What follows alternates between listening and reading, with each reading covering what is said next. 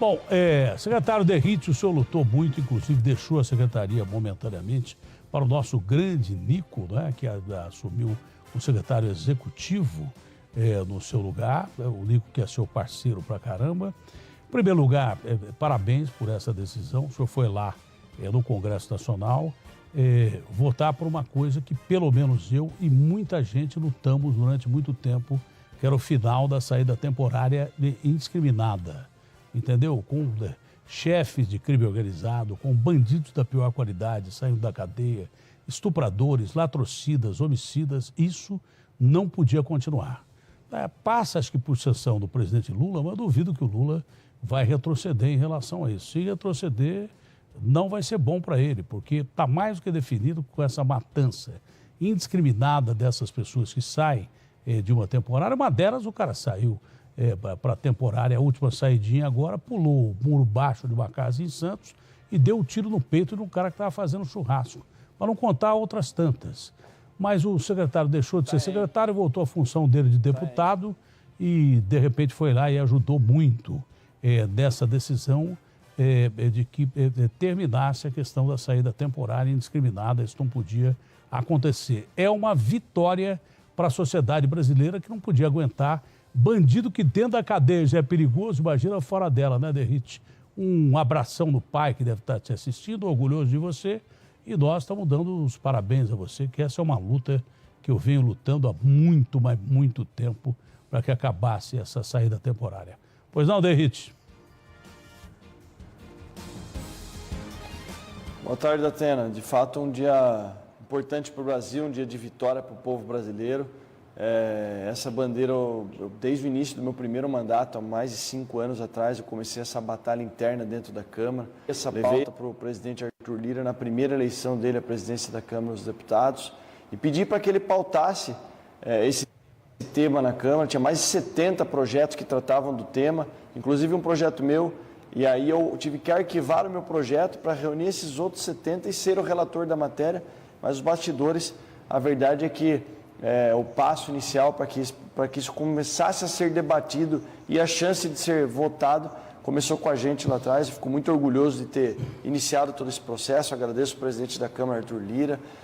Quando nós aprovamos na Câmara, dia 3 de agosto de 2022, na outra legislatura, nós já tivemos 311 votos favoráveis. Essa matéria foi para o Senado Federal e lá no Senado ficou um certo tempo parado e depois da morte do herói Sargento Roger Dias, de Minas Gerais, que foi assassinado por um criminoso que tinha sido beneficiado por uma saída temporária, e talvez pelo fato de ser o policial militar de Minas Gerais, o próprio senador Rodrigo Pacheco, que é o presidente do Senado, acabou se sensibilizando junto com os demais senadores, acabaram colocando em pauta. Dia 20 de fevereiro, eu fui lá pessoalmente acompanhar esse projeto que é tão caro, uma bandeira tão grande da minha vida política.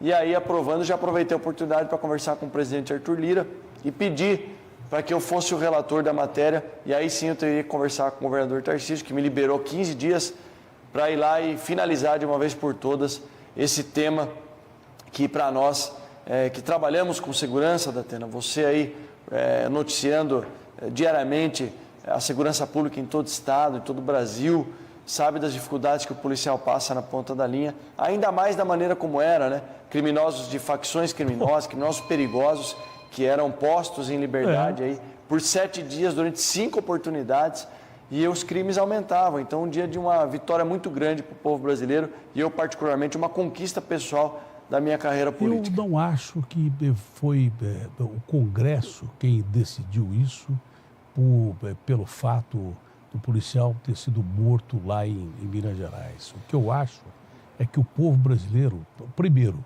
transformou a pauta principal do país em segurança pública. Essas pessoas que ficam fazendo o jogo de bandido, querendo lei favorável a bandidos, estão perdendo o jogo. Porque todo dia são filhos, mães, pais, cidadãos brasileiros que são mortos, assassinados de uma maneira fria e calculista que ninguém aguenta mais.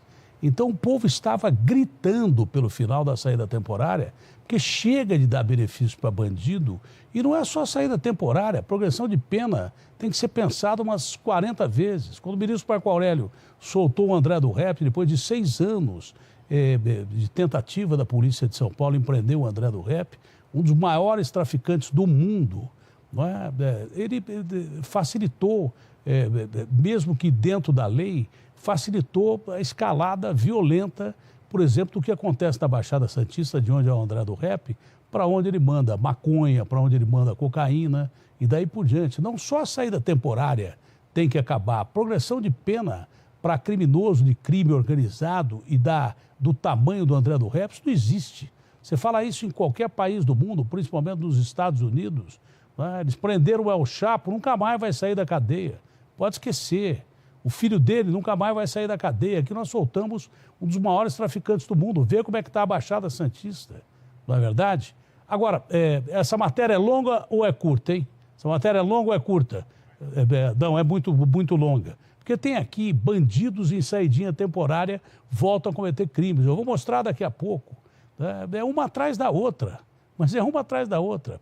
Aí o cara diz assim, mas 5% voltam da saída temporária. Tá bom. Mas e os outros que saíram, cometeram crimes? Esses 5% normalmente são os mais perigosos, chefes de quadrilha, pertencem à PCC. Na verdade, não é questão de quantos voltaram, não é questão quantitativa, mas qualitativa. Os mais perigosos dificilmente voltam. E quantos voltam e cometeram um crime? Esse caso de Santos que eu contei, ele deu um tiro no peito do cara e depois voltou para a cadeia. E aí foi decretada uma outra prisão para esse cara sobre o crime de latrocínio, que ele vai ter que responder. Mas ele voltou para a cadeia mesmo depois de ter cometido o crime. Então, como é que ficou o projeto da saída temporária? É definitivo, é para todo mundo ou para criminosos mais perigosos? Datena, excelente posicionamento sobre progressão de regime e também sobre esse caso de Itanhaém, né, da Baixada Santista que você mencionou, que o indivíduo foi beneficiado pela saída temporária e durante esse benefício dos 7 dias ele cometeu um latrocínio e daí foi identificado que era ele depois que ele já tinha voltado para a prisão. Isso daí é um caso que comprova um estudo científico que nós fizemos na Secretaria de Segurança Pública, que durante o período das saídas temporárias, uma boa parte dos criminosos que são liberados cometem vários delitos. Os indicadores criminais sobem durante o período da saída temporária. E quando se fala que não somente o argumento daqueles que defendem a manutenção da saída temporária, defendiam, né, porque nós acabamos com ela, somente 5% não voltam, só que 5% de 35 mil pode chegar a quase 2 mil criminosos de alta periculosidade que não retornam para o sistema prisional. E não é fácil prender 2 mil criminosos. Se tiver 2 chefões perigosíssimos aí, entre esses 5%, 2 chefões ou um chefão, já complica tudo. Não é? Porque esses caras vão realimentar o crime organizado. No texto E no projeto que nós aprovamos na Câmara, no meu texto substitutivo, que fui relator, que foi aprovado na Câmara e no Senado e vai à sanção presidencial, não é só o fim da saída temporária que nós estamos prevendo. Nós estamos dificultando a progressão do regime de cumprimento de pena, ou seja, ao retorno obrigatório do exame criminológico para a progressão do regime. O que é isso? Volta a ter uma equipe multidisciplinar composta por psicólogo ou psiquiatra que vai avaliar, entre outras coisas, a periculosidade do indivíduo, se ele pertence a organização criminosa ou não, e qual é o potencial dele voltar a delinquir depois de uma análise psicossocial. Então, casos famosos como aquele indivíduo de nome Champinha, que ficou famoso aqui em São Paulo, seria um caso que essa equipe multidisciplinar poderia atuar e dar um parecer negativo, e não somente o bom comportamento, que é o que é analisado hoje, enquanto a lei não é sancionada e promulgada. Por quê? Porque o criminoso da facção criminosa, você usou muito bem o exemplo do André do Rap, no sistema prisional, ele sempre vai ter um excelente comportamento. Afinal de contas, ele exerce liderança na facção. Soltaram um cara da saída, acho que do ano passado ou retrasado. Ele saiu da cadeia, matou uma ex-companheira, cortou em pedaços, colocou na mala e jogou aqui perto de São Paulo, jogou ali na beira do córrego e voltou para a cadeia.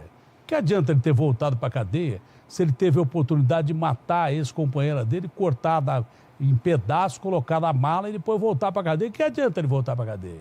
Quer dizer, o Estado foi conivente em libertar um psicopata que cometeu um crime desgraçado. O Estado estava sendo conivente com a libertação de gente que dentro da cadeia é perigosa. E fora, então. E se trava uma guerra enorme contra o crime organizado. Quantos bandidos não saem da cadeia com o chamado salve, que o cara tem que cumprir, ó, você mata essa pessoa, ou você vai e rouba tal lugar, porque se você não fizer isso, quando você voltar para cá, nós te matamos, ou te matamos na rua. Isso tudo é propiciado pela saída temporária.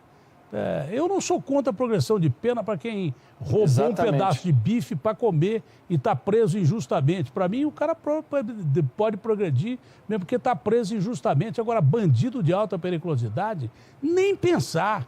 Eles têm que cumprir a sentença na integralidade. Feminicídio, nem pensar. Tem que cumprir a sentença na integralidade. Por quê? Aumentaram o tamanho da pena para feminicídio, mas não reduziu o crime de feminicídio na proporção que aumentaram o tamanho da pena. Bandido não tem medo de ser preso por causa das progressões de pena que ele tem. Tem que reduzir isso aí para tentar minimizar a condição dessa matança indiscriminada que nós temos no Brasil. Além da progressão de pena, o final da saída temporária, de que outra forma você pode reeducar esses presos, tomar de novo a cadeia que está na mão de bandidos em muitos lugares do Brasil, retomar a cadeia para que o princípio da pena, que pressupõe a recuperação do réu, funcione. Porque no Brasil não funciona. O cara entra ladrão de galinha lá e sai soldado no PCC. Não funciona.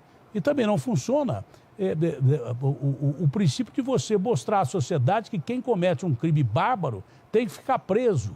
Suzane Richthofen está na rua. Cravinhos estão na rua. Mataram o pai da Suzane Richthofen. Que mensagem você passa à sociedade com isso? Né? Nardoni matou a própria filha. Progressão de pena. A madrasta, a mulher dele. Mataram a Isabela. Estão na rua. Você entendeu? E o Gil Rugai matou o pai. Está na rua. Isso passa uma péssima impressão à sociedade. Não é isso, Derrite?